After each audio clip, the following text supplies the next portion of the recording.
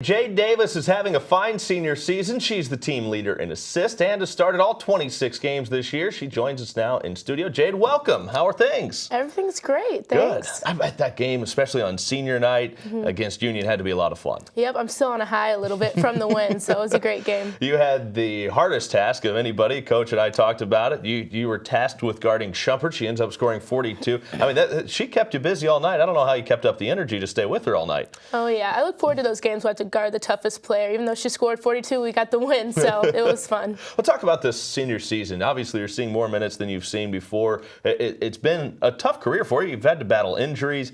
You got hurt at the end of your freshman year. That sophomore season, you were still battling back. You've been behind some good players. So now in your senior season, you've really had an opportunity to shine, and you've made the most of it. So take us through kind of your career and your perspective.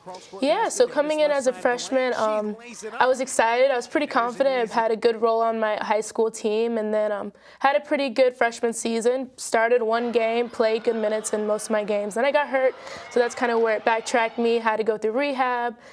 Took some time off the court, which kind of, you lose confidence, you know? You don't have those reps of being on the court and building that confidence and flow. So sophomore year, when I finally got to play again, it was not the best because I hadn't been on the court for a little bit over a year. And then junior year, I had a great point guard to play behind. I was her backup, and so I learned a lot from her. And then entering the senior season, all my hard work paid off through those 3 years. I still worked hard, even though I wasn't necessarily seeing the minutes I would hope for. But, you know, building up the confidence and working hard kind of led up to the senior season. Inside the Argos left side, Jade Davis fires and hits the three from the left corner.